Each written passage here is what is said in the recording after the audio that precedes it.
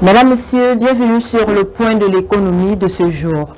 Débutons avec le directeur général du port autonome de Douala, Cyrus Ngor, qui a sommé les opérateurs portuaires actifs sur le terminal pétrolier de Cap Limbo qui ne se sont pas encore acquittés de leurs frais de transport, de remorquage et de l'amanage pour le compte des exercices 2020 et 2021 à venir régler leur ardoise. Faute de quoi, le port autonome de Douala se verra contraint d'utiliser les moyens en sa possession pour le recouvrement des sommes qui lui sont dues. Il faut dire que depuis le 14 juillet 2022, c'est la Société nationale de raffinage qui est chargée de la collecte des recettes portuaires sur ce terminal pétrolier. Et le terminal pétrolier de Cap Liborg est le point de chute de la ligne de transfert des cargaisons par petits bateaux à partir de Douala, des produits pétroliers entre Douala et Limbé. Toujours au Cameroun, le secteur brassicole accueillera dans les prochains jours l'avenue de Krieger Brewery Company dont le siège social est prévu à Maïtour, Limbé, région du sud-ouest. Doté d'un capital de 600 millions de francs CFA, l'homme d'affaires camerounais Beyongo Moukete envisage produire un joint venture avec des capitaux étrangers une bière allemande. Outre les boissons alcoolisées, Beyongo Moukete envisage aussi commercialiser de l'eau potable et d'autres boissons non alcoolisées.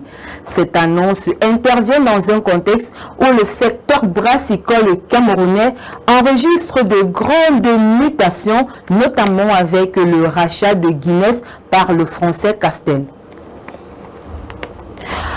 Au Sénégal, la compagnie aérienne Air Sénégal a annoncé avoir obtenu la certification IOSA délivrée par l'International Air Transport Association, qui est un label de qualité octroyé aux compagnies aériennes après un audit portant sur 1057 points de contrôle dans les 8 domaines principaux.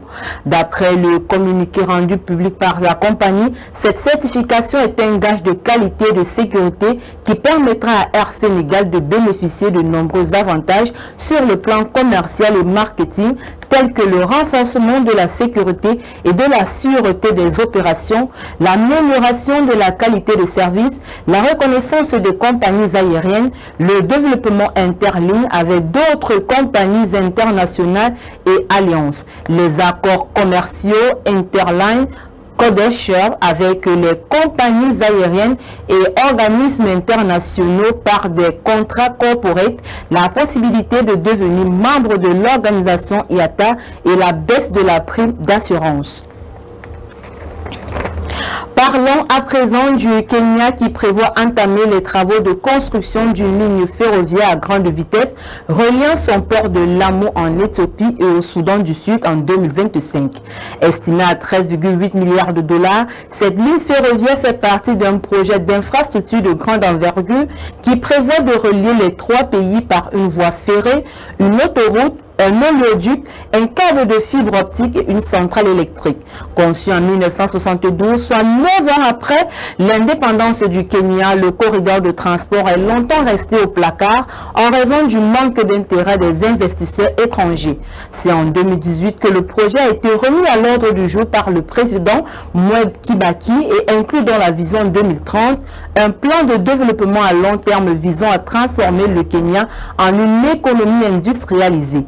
À ce jour, le Kenya a achevé 3 des 32 postes d'amarrage du port de Lamu, un aéroport et une route reliant Iozo à la frontière éthiopienne de Moyale.